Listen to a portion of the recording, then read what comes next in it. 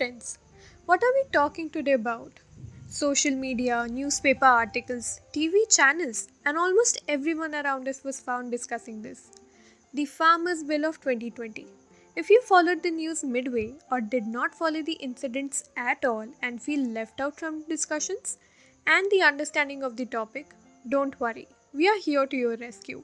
We will discuss what basic concepts like MSP mean, the three laws, how the bill was passed in the parliament, its pros, its cons, its key provisions, why are protests happening, what are the farmers demanding, what the government has to say, and lastly, what can be done to normalize the scenario. To get an understanding in the most basic sense, the Indian Farm Reforms of 2020 cite out three agricultural bills passed by the Parliament of India on 27th of September 2020. The target stands clear: to provide farmers with multiple marketing channels and a legal framework which allows them to enter into prearranged contracts, among other things. It consists of three laws. 1. The Farmers Produce Trade and Commerce Promotion and Facilitation Act. Second being the Farmers Empowerment and Protection Agreement on Price Assurance and Farm Services Act.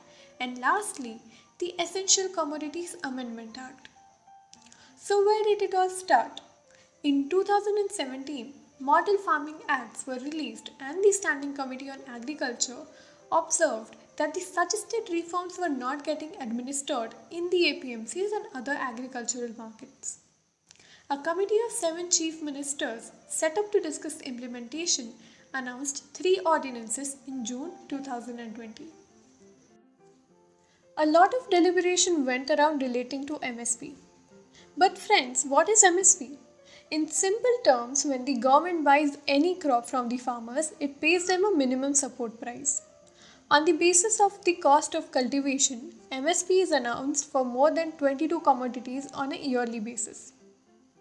How was the bill passed in the Parliament? Passed in the Parliament of India during the delayed monsoon session, which culminated on 23rd September 2020, the bill was passed by the President of India, Ram Nath Kovind, on 27th of September 2020. The medium chosen was the voice note, and despite vociferous opposition's protest, the bill got passed. To closely understand what the bills offer, let's move ahead. The very first bill, that is the Farmers Produce Trade and Commerce Act, primarily allows the farmers to sell their harvest outside the allotted APMC without being subject to any state fees or taxes. It widens the scope of trade areas of farmers' produce. E-commerce comes into picture due to scheduled produce of farmers. And the state government is strictly prohibited from levying of any kind of market fee or cess. The second bill is the Farmers Empowerment and Protection Act, which enables contract farming and direct marketing. It provides a legal framework for farmers to enter into pre-arranged contracts with buyers, which also includes mention of pricing. And lastly, it also establishes a dispute resolution mechanism. The third and the last of the farm bills is the Essential Commodities Amendment Bill 2020, which, other than the exceptional case of extraordinary circumstances, revolves around the deregulation of production, storage, movement, and sale of major foodstuffs like cereals, pulses, edible oils, and onion. It eliminates these eateries from the list of essential commodities, removing stock holding limits on such items. After getting a detailed idea of the three farm bills above, let's understand the fundamental provisions in a nutshell. Firstly, 86% of total farmers are marginalized, and since they don't have the means to bargain or invest in technology so that they improve productivity, the bills give them a wide scope to trade their produce. Secondly, farmers can sell their produce to whoever they want at better prices by the means of competition and even saving on transportation. The bills allow the farmers to enter into a contract with agribusinesses firms or large retailers on pre-agreed prices of their produce, thus helping small and marginal farmers. The elimination of foodstuff from the third act will invite private sector and foreign direct investment into the agriculture sector. These were the promised provisions of the bill. But obviously, the bill came with a bunch of advantages and disadvantages over which the debate revolves. So, friends, what are the pros of the bill? Firstly, and most importantly, the bill gives farmers the right to take control over the trade by allowing them to trade across states. It empowers them resultantly. All this freedom of trade of their produce would mean the prevalence of a flexible system. Selling outside the local mandis would mean that there exists an additional marketing medium for the farmers. If seen all together, the bill brings no new change but introduces a parallel working system with the existing one. Additionally, the amendments to the Essential Commodities Act will boost farmers' income. There will be an increase in farmers' income as they can sell their produce anywhere and not just to the local mandi. Large corporate firms can directly buy crops by venturing into villages. This will prove to be remunerative for farmers. The bills ensure that the farmer is given as much as importance as the produce, which will save farming and its occupation. Lastly, it ensures that the monopoly of APMCs over the farmer's produce will no longer be practiced and entertained.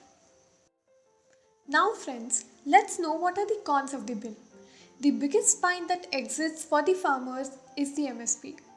The legal context doesn't affect them much, but not a single mention of MSP in the entire farm bill fears them. Yes, the government declares MSP, but no law directing the same has been introduced. Sugarcane remains the only crop on which the MSP implementation is statutory. Amendments in the Essential Commodities Act can be beneficial to some extent, but it may result in an increase in rural poverty and have an adverse impact on the public distribution system. We know what the bill offers and what are the pros and the cons. But what makes the farmers agitated and what is it that makes them fear the future of these bills? So friends, let's discuss why are protests happening. The opposition parties and the farmers call the bill as corporate friendly and anti-farmer. It is being argued that eventually corporate companies will be dictating over terms and conditions and farmers will get less for their produce. A major distress exists due to the absence of statutory backing of MSP. According to the farmers from Punjab and Haryana, the central government will pull apart the MSP system. The commission agents, typically referred as the earthiers, who arrange for loans, fear that they will also be out of the business. Who is getting involved in the protests? Protests have been observed all over the country, but farmers from Punjab and Haryana have experienced it eminently. Opposition parties too are protesting against the bill, declaring it's not farmer friendly and is against the interest of small farmers. So we understand what disturbs the farmers. But what are their demands? The foremost demand is the complete withdrawal of the three laws. Another demand also stands clear. The mandi system shall remain untouched and a middleman should be promised who sells the product more than its purchase price. They demand a guarantee that their loans will be cleared. A MSP should be promised, where MSP should be at least 50% more than the weighted average cost of production. And it remains a punishable crime if the MSP does not get paid. What did the government reply on all of this? The government is convinced that the bills will undoubtedly make it effortless for farmers to trade. Secondly, it also maintains that this will bring in more choice, thus resulting into more competition, bringing better prices. The Prime Minister of India, Mr. Narendra Modi, tweeted on September 20th, 2020 that the system of MSP will remain and the government will continue the procurement. The Agriculture Minister said that it was never thought that there was a need to introduce a law for MSP.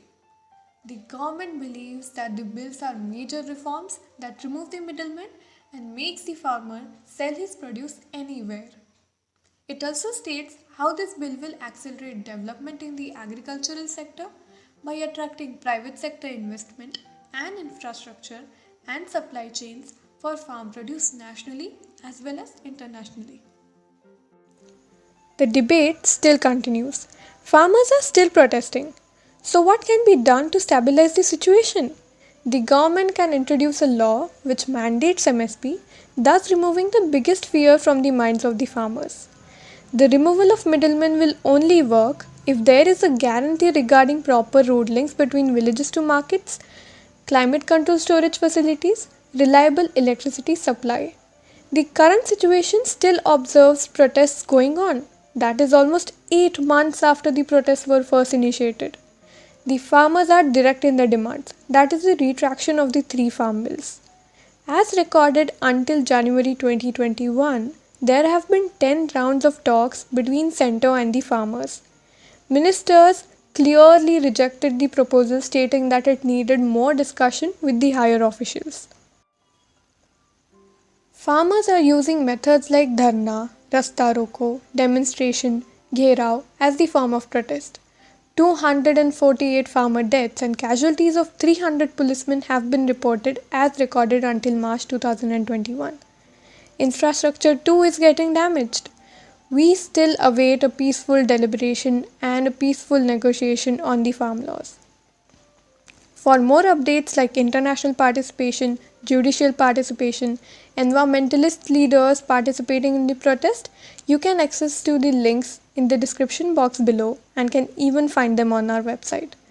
You can reach out to us on lawanimated.com or comment below and tell us if you liked this video. See you until next time, where we are talking about a prominent need of your college life. Until then, which is nothing new to tell. Like, share and subscribe.